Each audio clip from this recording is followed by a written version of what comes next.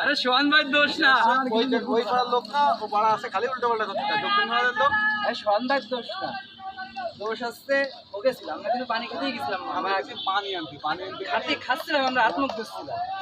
কি আপনারা দিন যদি সাতটা করে না হতো না, আমি কি করলাম মাঠে তো আমি দিবা গাল তা না, তুমি আমার ভদ্র হয়ে শাস্তি দেবে, কারণ আমাকে মেরে ধরে উঠতে